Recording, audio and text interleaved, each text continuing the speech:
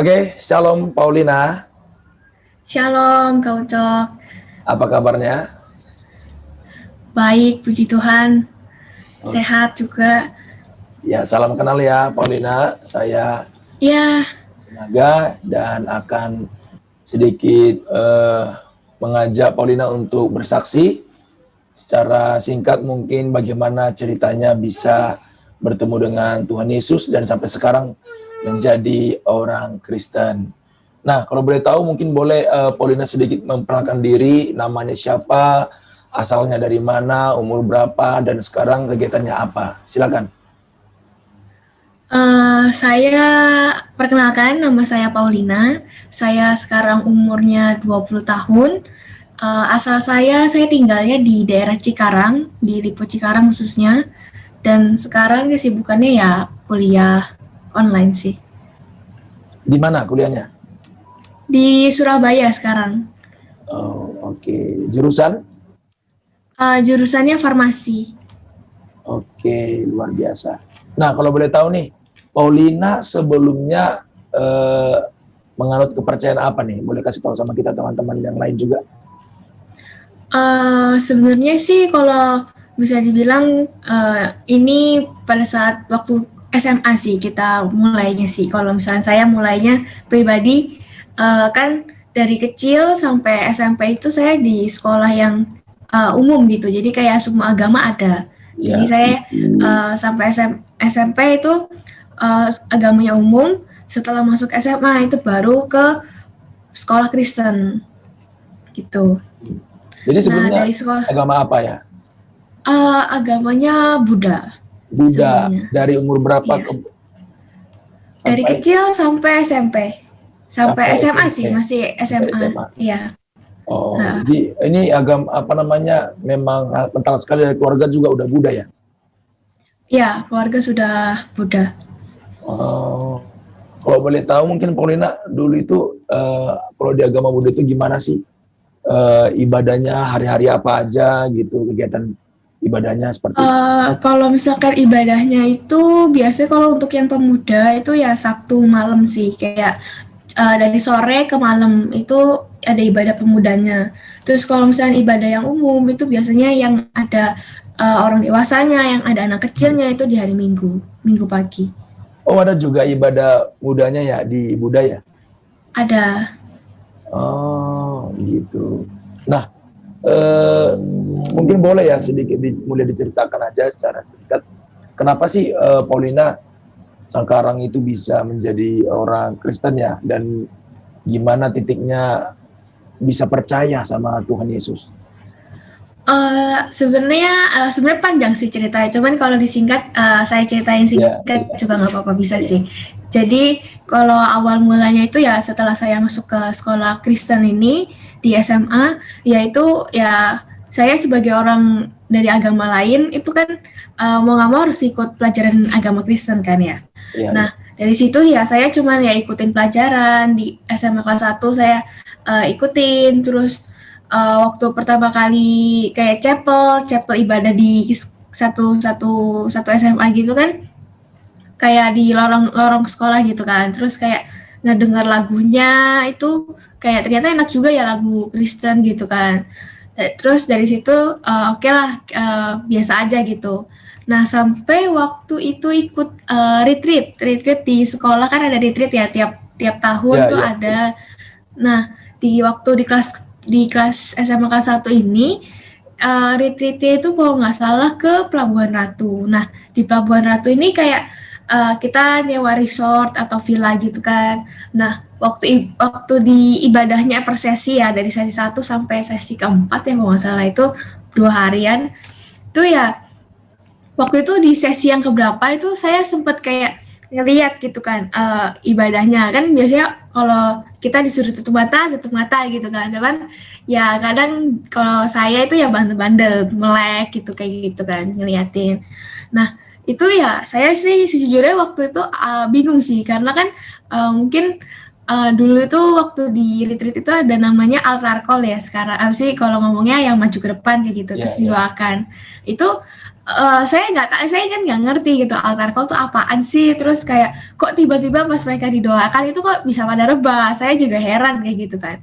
Jadi setelah itu kayak saya cuma bingung aja kan, kenapa sih nih orang, maksudnya ada apa kok pada rebah semua, saya juga bingung gitu kan. Akhirnya setelah ibadah itu kan kalau nggak salah ibadahnya udah malam juga, sesi yang malam, itu selesainya jam 10-an atau setengah 11 malam. Itu setelah diperbolehkan untuk masuk ke kamar, tetapi ada yang masih belum selesai di ruangan itu, ya saya yang pertama keluar dari ruangan ibadah itu waktu itu. Karena saya kan nggak ngerti apa-apa gitu kan. Saya pas sudah diizinin boleh masuk ke kamar, ya saya masuk ke kamar langsung. Jadi kayak bingung gitu, dalam kondisi bingung itu apaan sih kayak gitu. Terus akhirnya lama-kelamaan itu ya saya ya mulai kayak maksudnya diceritain sama teman-teman saya, terus maksudnya dikasih tahu gini-gini loh. Terus rasanya ya susah sih dijelasinnya, kayak mereka juga cerita susah gitu, rasanya kayak apa gitu, karena kan harus ngerasain sendiri gitu kan. Terus saya oh ya udahlah. Terus emang dulu itu juga sempat kan kayak apa namanya, saya kurang sih nggak ngerasa nyaman gitu di rumah, karena kayak rumah itu hanyalah cuman tempat kayak apa namanya, cuman buat tempat tinggal, cuman buat mandi, makan, belajar, tidur, dan lain-lain kayak gitu doang. Terus akhirnya ada papa rohani di sekolah waktu itu. Sampai sekarang saya juga masih manggil dia sebagai kayak papa saya sendiri gitu. Jadi kayak di depan umum saya manggil papa gitu kan. Walaupun emang bukan papa asli juga, jadi kayak saya panggilnya biasa aja gitu kan. Dari SMA kelas 1, terus SMA kelas 2, SMA kelas 3 itu selalu kayak ditemenin gitu. Dibantuin, pokoknya ditemenin dalam segala hal. Terus kayak aku curhat atau apapun itu kayak didengerin, terus dikasih solusi dan lain-lain kayak gitu. Sampai pokoknya di kelas SMA kelas 2 sama SMA kelas 3 itu ya ada struggle di mana ya di saat kayak aku tuh ngerasa kayak gimana ya, apa sih gunanya hidup gitu loh di dunia ini gitu. Kalau misalkan nyatanya kayak kita tuh nggak ngerasa apa ya, ada gitu di dunia ini, kayak apa sih kasih sayang, kayak aku nggak pernah dapat kasih sayang lah, atau aku selalu punya teman tapi temanku tuh jarang yang sebaya, yang mestinya benar-benar aku percaya kayak gitu. Itu adanya biasanya temanku yang di atas tahun lah, 2 tahun lah kayak gitu.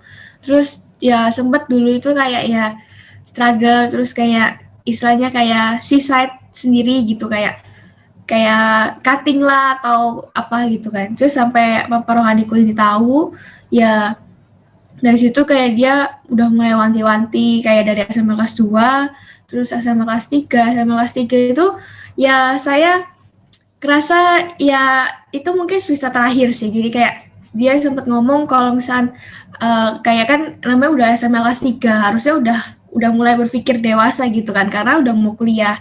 Jadi kayak dia cuma ngomong terakhir kayak gini waktu apa namanya, pesen dia lah waktu sebelum apa retreat atau udah sesuai retreat aku lupa gitu kan. Itu dia ngomong kalau misalnya kamu masih lakuin suicide kayak gitu, nanti gimana kalau misalnya kamu di sini di Surabaya, kan dia udah tahu saya mau ke Surabaya.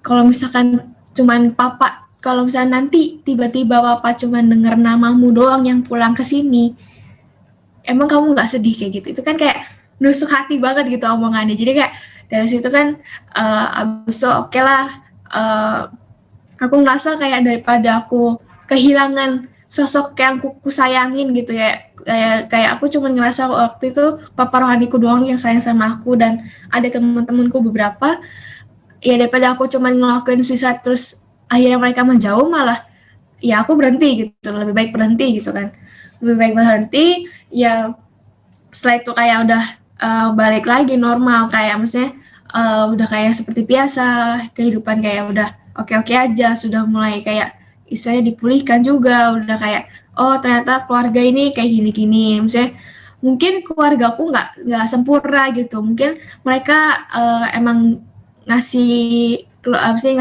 unjuk kasih sayang mereka tuh nggak secara langsung kayak gitu kan.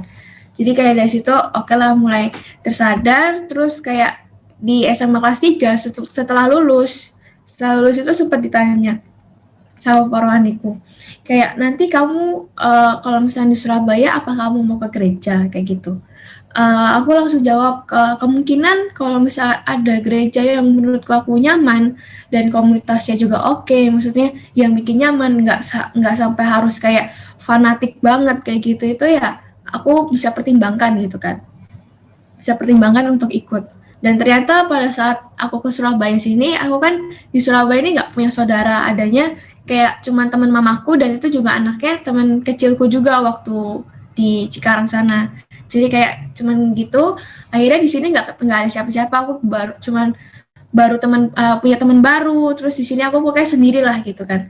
Di sini sendiri, survive sendiri, kayak ya apa-apa kayak sendiri, jadi kayak ya habis itu kayak sempat kan aku nyari kos, dan kos yang punya kos ini ternyata juga agama Kristen, dan cuma dia itu kosnya itu udah full waktu itu, aku pengen ke sana cuman akhirnya dialihin ke seberangnya, tapi aku tetap waktu itu kayak tukeran kontak terus sama tukeran Instagram juga ya. Aku setelah ngelihat Instagramnya dia itu dia bergereja gitu, aku kan nggak tahu itu, aku sambil nanya gitu, kok ini GMS itu apa sih, CG itu apa sih, AOG itu apa sih, terus sampai aku tanya kayak gitu, terus dijelasin sama dia kayak GMS itu Gereja Mawar Sharon ini ada di daerah utara gitu, tempat gerejanya. Terus kalau CG itu kayak connect group, tapi istilahnya kayak komunitas kecil kayak komsel kayak gitu ya,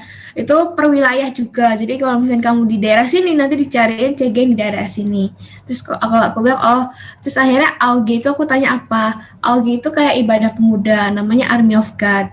Nah ini di naungannya ya GMS ini, jadi kayak setelah dengar, terus setelah tahu, terus dicariin lah sama Koko ini, dia nanya ke temennya apakah di sini ada CG yang deket daerah sini gitu kan ya. Akhirnya ketemu sama teman-teman CG baru, terus dari situ tuh udah oke, teman-temannya friendly, teman-temannya sangat-sangat kayak kayak ada rasa kekeluargaannya juga, jadi kayak mereka juga nggak pernah ada judging atau ngomongin kita dari belakang, nggak ada sama sekali. Jadi dari situ tuh kayak ya ketemu komunitas yang baik, dan aku nggak menyesal juga gitu pas pindah ke Surabaya, kuliah di Surabaya gitu. Waktu itu selama 2 tahun di offline, karena kan masih kuliah offline. Semenjak 2020 kan kuliahnya online, jadi kayak ya udah kita CG-nya online lewat Zoom kayak gitu.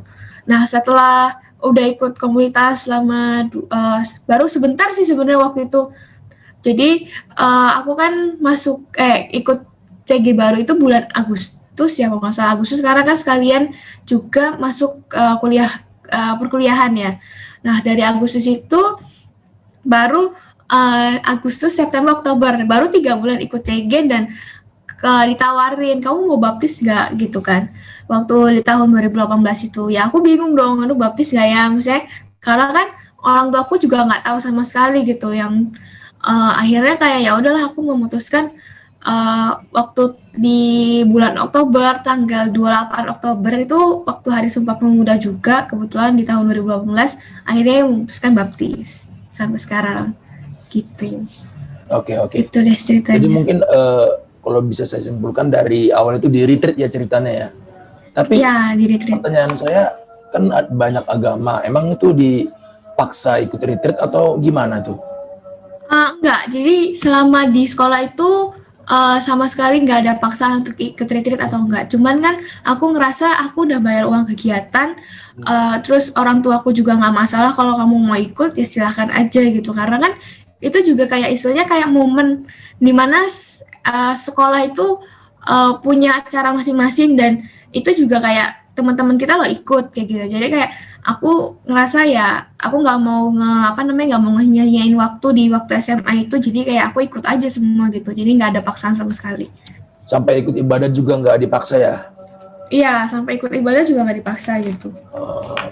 Dan sampai benar-benar Paulina ini kayak diarahkan kepada Papa Rohani tadi dan dituntun sampai ketemu dengan komunitas rohani ya yang tadi. Tapi kalau justru karena dari Papa Rohani ini mungkin bisa dibilang ya ketemu sama Tuhan Yesus karena dari treatmentnya dia kayak gitu. Tapi secara spiritual mungkin pernah nggak Paulina gitu merasakan hadirat Tuhan atau mungkin di dalam mimpi ketemu Tuhan Yesus atau seperti apa gitu? Waktu yang paling sedih itu sebenarnya waktu pas di SMA SMA kelas 3 terakhir sih. Karena itu kan kayak apa namanya aku ngerasa di SMA kelas 3 itu kan harusnya aku kan nggak pengen ditinggal sama orang gitu ya. Iya. Tapi malah aku yang ninggalin dia gitu. Jadi kayak dari situ tuh kayak ngerasa banget kayak dirawat gitu. Jadi kayak pada saat aku sedih gitu karena harus pisah, maksudnya harus menjauh dari papa rohaniku ini ya, Tuhan cuma ngomong gitu kayak kamu jangan, maksudnya kayak jangan takut gitu karena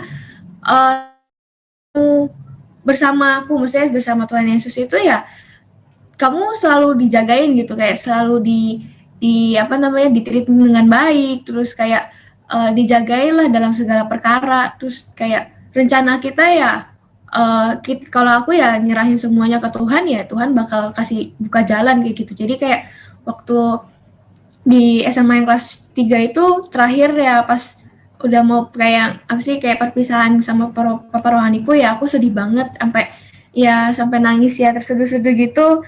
Terus akhirnya ya cuman papa rohaniku ya bilang ya udah maksudnya kalau misalnya Tuhan berkata kayak gitu ya mau gimana lagi emang lagian kayak aku yang emang bakal ninggalin dia karena kan dia bakal stay di sekolah itu dan aku yang kuliah ke Surabaya yang menjauh justru gitu. Tapi kan selama kita bisa saling kontak, saling ngechat, itu saling ini kan bisa berkomunikasi gitu walaupun sudah berkurang lah intensitasnya kayak dari waktu sekolah ke sekarang ini gitu. Oke. Tapi kalau titik di mana Paulina mengatakan dalam hati begini, contohnya sepertinya Kristen ini memang jalan yang terbaik bagi saya dan saya mau menghidupi dan saya mau memutuskan untuk menjadi seorang Kristen. Nah itu pernah nggak berkata seperti itu dan itu kapan? Dan itu setelah dibaptis sih rasanya. Setelah dibaptis. Jadi sebelum dibaptis belum pernah, maksudnya ikut aja gitu ya? Sebelum dibaptis aku sebenarnya yang ngerasa ragu karena kan kalau waktu itu di form buat baptisan itu kan harus ada tulis nama orang tua, sedangkan kan orang tua ini sama sekali nggak ada pengetahuan mereka kalau aku mau baptis kayak gitu. Jadi dari situ kayak akhirnya apa namanya kayak ngerasa duh baptis nggak ya, terus akhirnya ya aku mau nggak mau nulis kan akhirnya ikut baptis. Nah setelah baptis itu mulai ngerasa kok kayaknya nggak salah ya maksudnya pilihanku gitu, nggak salah. Terus dan aku ngerasa setelah baptis itu juga kehidupanku berbeda gitu, kehidupanku sudah kayak dirubah gitu. Jadi kayak ya sangat-sangat nggak menyesal sih waktu itu. Oke, mantap, luar biasa. Nah seterusnya bagaimana sih Paulina sampai sekarang ini? Mungkin orang tua belum tahu ya? Kalau misalnya orang tua sih yang belum tahu, yang dalam keluargaku yang belum tahu itu cuman mama sama ceceku aja, sisanya udah tahu semua. Oh, papa udah tahu gitu? Papa udah tahu. Terus gimana respon mereka waktu kamu bilang? Kalau respon papaku sih aku jujur kaget karena dulu itu kan aku cuma cerita ke kokoku aja ya, kan kokoku juga kemarin pemberkatan nikahnya dia itu dia ikut Katolik, jadi kayaknya dia emang udah pure ikut Katolik gitu sama istrinya kan. Nah pas kokoku cerita-cerita soal pemberkatan nikah dia tiba-tiba keceplosan tentang aku gitu loh. Terus kayak ya papaku cuma ngerespon kayak ya udahlah itu pilihan dia, kan hidup dia itu yang dia yang jalani, bukan tanggungan si papaku ini gitu loh. Jadi kayak biarin aja itu kan jalan yang dia pilih gitu. Jadi dia papaku nggak maksain kayak gitu. Wah, luar biasa. Tantangan-tantangan lain ada nggak dari keluarga lain atau mungkin teman-teman gitu yang mengetahui kamu sudah pindah? Gitu? Tantangannya sih paling ini sih kayak mau update kayak di media sosial, di akun utama itu karena kan saudara banyak, keluarga besar banyak. Jadi kan keluarga besar ini sama sekali belum tahu gitu aku pindah. Jadi kayak aku sangat-sangat berhati-hati gitu, masih belum mau mengekspos gitu kan karena nanti kesannya dikira kayak kan bisa bikin mamaku tahu dan kaget kali ya. Jadi kayak aku akhirnya bikin second account ini ya. Second account itu ya buat aku menunjukkan kayak aku kumpul nih sama teman-teman rohaniku, terus aku ke gereja, aku dan lain-lain, itu kayak gitu. Oke, mantap. Berarti dari sini bisa mungkin saya simpulkan kalau dari agama Buddha ini nggak terlalu rasis-rasis amat lah gitu ya, kayak mungkin radikal gitu ya. Enggak. Kayak berikan kesempatan kepada anaknya, atau mungkin kalaupun ada yang sampai kasar ya nggak sampai yang agama-agama yang lain lah gitu ya. Enggak sih. Jadi kayak karena aku juga percaya kan semua agama itu yang ngajarin hal yang sama gitu, hal yang baik, cinta kasih, pokoknya kasih sayang dan lain-lain itu ya sama aja menurutku. Cuman kan pengajarannya aja yang berbeda. Dan aku ngerasa kalau misalkan orang ngerasa kayak gini, kok kamu nggak mau sekalian ngajak ke misalnya keluargamu ikut Kristen, dan aku selalu ngejawab, aku nggak bisa maksain keluargaku untuk masuk ke agama Kristen, karena pribadi mereka tuh sudah punya jalan sendiri-sendiri gitu. Kalau misalkan mereka sudah yakin untuk memiliki jalan mereka sendiri, ya sudah gitu, aku tidak bisa memaksakan gitu. Karena kalau misalkan dalam satu keluarga itu punya bermacam-macam agama, itu justru kayak kita belajar saling toleransi kayak gitu. Jadi kayak aku nggak terlalu memaksain gitu. Jadi kayak walaupun emang kalau misalnya bisa dibilang kalau misalnya ada satu orang yang percaya dengan Kristus dan keluarganya akan diselamatkan, ya aku percaya itu, walaupun secara langsung mereka tidak tidak ikut ke Kristenan secara langsung kayak gitu. Aku ya sudahlah, maksudnya aku nggak akan maksain gitu. Karena kalau misalnya aku kesannya maksain ke keluargaku, ayo ikut Kristen, ntar mereka adanya bilang Kristen itu fanatik. Jadi kayak umatnya yang bikin Kristen itu menjadi salah di mata mereka kayak gitu. Iya. Ini justru saya baru dengar dari kamu kalau di dalam keluarga itu bisa saja bermacam-macam agama, asalkan justru itu membuat kita bisa belajar bertoleransi ya, dan satu sama lain juga nggak ada saling kayak memaksa ataupun juga meradikal, saling menonjol. Saling menonjol juga. Betul, luar biasa sih. Karena memang kan banyak orang berpikir, apalagi mungkin orang tua sekarang, nggak usah dari agama Muslim atau Kristen juga, kadang kalau anaknya pindah ke agama lain, wah pasti orang tuanya nggak setuju dan menentang hal tersebut kan. Makanya banyak orang-orang sekarang justru yang baru-baru pindah agama diam-diam gitu. Tapi kalau justru dari Paulina ini saya lihat juga diam-diam bukan maksudnya itu ya kayak keluarganya radikal atau menentang seperti apa, cuman mungkin pelan-pelan ya untuk memberitahunya seperti itu. Oke, nah terakhir nih, apa nih pesan-pesan kepada yang nonton sekarang dari Paulina, mungkin yang baru mengenal Tuhan Yesus lah ya kita bilang, dan sekarang sedang masa pertumbuhan secara rohani, ada nggak yang mau kamu sampaikan kepada teman-teman yang nonton? Kalau pesanku sih paling gini aja, kalau misalkan sampai sekarang kalian masih belum menemukan kayak jati diri kalian dengan terus kalian ngerasa kepercayaan kalian kurang cocok yang pribadi dari kecil kayak gitu, itu ya kalian silahkan mencari dengan baik gitu. Pada saat kalian mulai umur-umur 17, 18, 19 itu masih ada waktu gitu kalian untuk mencari jati diri kalian dan kepercayaan kalian yang benar-benar kalian tekuni kayak gitu. Jadi lebih baik kalian cari dari umur-umur segitu, karena kalau udah di atas 20 itu udah sangat-sangat kayak mempengaruhi kehidupan kita. Apalagi kan semakin umur kita bertambah, semakin juga kayak mungkin masalah yang kita hadapi di luar dan di internal itu berbeda gitu. Kalau misalnya kita nggak punya fondasi yang cukup gitu, jadi kayak fondasi yang kuat gitu dengan kepercayaan kita mungkin nggak akan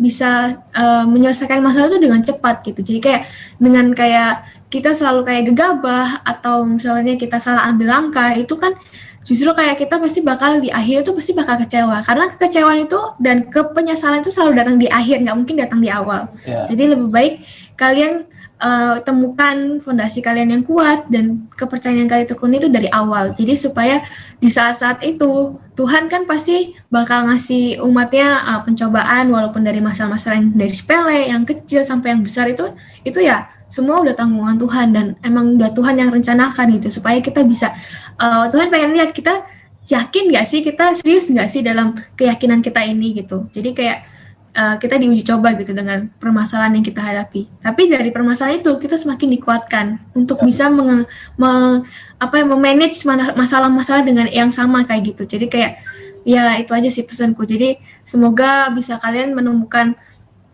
kepercayaan yang kalian tekuni dan itu akan berefek di kemudian hari. Gitu. Oke. Nah, jadi terakhir dari yang terakhir, Paulina berarti yakin kalau Tuhan Yesus ini benar-benar jalan terakhir lah, keputusan terakhir Paulina untuk setia dan mengikut Tuhan Yesus. Menurutku aku yakin, dan karena maksudnya aku ngerasa waktu dari awal-awal yang kayak kasih mula-mula dari Tuhan, dari sampai sekarang, walaupun emang setiap perkataan kita dari sifat kita, karakter kita itu aku ngerasa dari dulu sampai yang sekarang itu berubah drastis. Jadi kayak sangat-sangat diubahkan dan aku ngerasa wah kayaknya aku nggak salah nih, karena dulu itu kayak masih berkata kasar lah, terus masih kayak ngerasa suka iri hati ke orang, terus ngerasa suka ya pokoknya melakukan segala hal lah yang buruk-buruk kayak gitu. Jadi kayak sekarang itu kayak udah merasa diubahkan, perkataan jadi lebih dijaga, terus kayak karakter kita juga diubahkan. Jadi kayak kita harus bisa menahan emosi kalau misalnya ada orang yang sangat-sangat bikin kita jengkel atau apa. Terus kayak kita tuh juga aku ngerasa ya pada saat mengambil keputusan itu juga harus dipikir-pikir berkali-kali kayak gitu. Jadi kayak nggak salah ambil langkah gitu, karena kayak kita harus tanyakan ke Tuhan, apa ini benar ya maksudnya keputusanku kayak gitu. Jadi kayak aku ngerasa ini menurutku aku nggak salah pilih gitu. Aku udah ngerasa aku yakin di sini gitu. Oke, mantap, luar biasa. Ya, dari kesaksian secara singkat ini pun kita benar-benar dikuatkan, kita benar-benar keyakinan kita diperbaharui ya. Kalau mendengar kesaksian demi kesaksian itu nggak salah, dan justru kita yang mungkin sebelumnya lemah, ragu-ragu, dari sini kita melihat bahwa sampai sekarang tangan Tuhan itu nggak berhenti bekerja ya untuk menjangkau jiwa-jiwa. Oke, terima kasih banyak Paulina untuk kesaksiannya. Bisa ini menjadi berkat bagi teman-teman, Bapak Ibu Saudara yang sekarang sedang menonton. Terima kasih sekali lagi, dan untuk menutup kesaksian kita di hari ini, saya persilakan Paulina untuk berdoa. Oke. Yuk, aku ngerasa ya, aku juga dulu mungkin nggak terlalu sering belajar mengenai doa. Aku juga waktu itu awal-awal sangat-sangat malu gitu kalau bisa disuruh membawakan doa, tapi sekarang udah nggak malu lagi gitu. Jadi oke. Yuk, sebentar kita akan berdoa.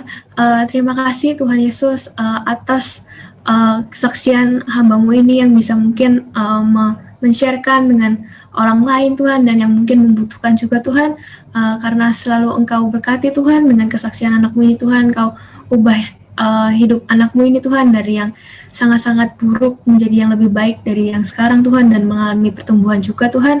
Kau berkati juga Tuhan yang menonton kesaksian ini Tuhan. Kau pulihkan mereka Tuhan, dan Kau jagain mereka juga Tuhan, apapun keputusan mereka yang mereka pilih Tuhan. Terima kasih Tuhan atas kesaksian hari ini, dan dengan Kak Ucok juga sudah menyiapkan kesaksian ini. Maksudnya kita berkumpul Tuhan untuk membicarakan kesaksian ini Tuhan. Kau berkati juga ya Tuhan. Terima kasih Tuhan, di dalam nama Tuhan Yesus kami berdoa mengucap syukur. Haleluya, amin. Amin, haleluya. Kita berikan tepuk tangan dulu ya, luar biasa. Oke, sekali lagi terima kasih banyak Paulina. Terima kasih juga buat teman-teman yang sudah menonton. Saksikan terus kesaksian, bahkan hal-hal yang berbau rohani di channel ini, supaya kita sama-sama bertumbuh dan semakin mengasihi Tuhan. Tuhan Yesus memberkati. Shalom. Shalom, terima kasih semuanya.